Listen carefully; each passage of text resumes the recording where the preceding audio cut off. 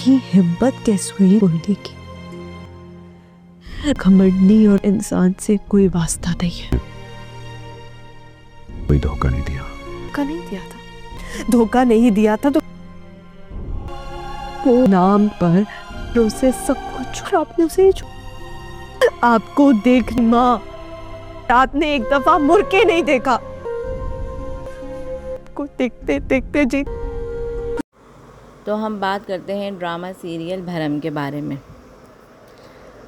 तो जब पाशा तैमूर को सारी हकीकत सामने आ गई उसके खुलकर, तो उसको बहुत अफसोस होता है। लेकिन सज्जल की हालत बहुत ज़्यादा ख़राब हुई हुई है, क्योंकि उसको बहुत ज़्यादा अफसोस और सदमा हुआ है कि उसके अपनों ने ही उससे ये सच छुपाया। और वो पाशा को बहुत बातें सुनाती है कि आप किस तरह के बाप हैं, आपने मेरी माँ को मार दिया, उनको इतनी तकलीफ़ें, इतनी अजियत दी कि वो मर गई। पाशा कहता है नहीं बेटा, इसमें मेरी गलती नहीं, मुझे नहीं मालूम था तुम्हारे बारे में, ना मुझे मेहरू ने बताया। लेकिन सज्जल कहती है नहीं बाप, ऐसा नहीं होता, मैं नफ़रत करती हूँ आपसे, बहुत ज़्यादा आपने मेरी माँ का दिल दुखाया और आखिरकार आपने मेरी माँ को मार ही दिया। वो आपकी अज़ियतों की वजह से और दुखों की वजह से मेरी माँ मर गई, इस दुनिया से चली गई, मैं आपको कभी माफ़ नहीं करूँगी। वो ये कहकर अपने रूम में चली जाती है और बहुत रोती है, बहुत रोती है।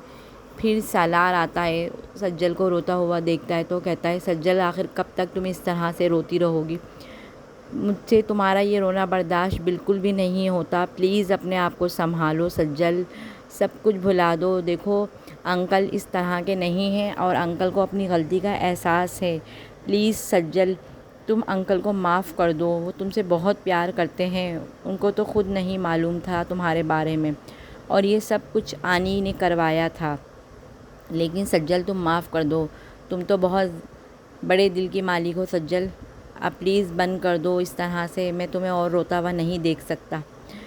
तो सज्जल कहती है सालार मेरे अपनों ने ही मुझे धोखा दिया, मेरे अपनों ने मुझसे इतना बड़ा सच छुपाया, मैं कैसे बर्दाश्त करूं, मैं क्या करूं, मुझे कुछ समझ में नहीं आ रहा।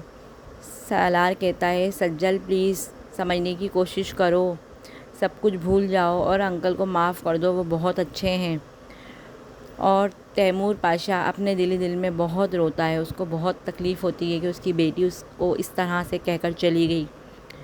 वो करता भी तो क्या करता, उसको तो ख़ुद भी नहीं मालूम था, गलत फ़हमी का शिकार था।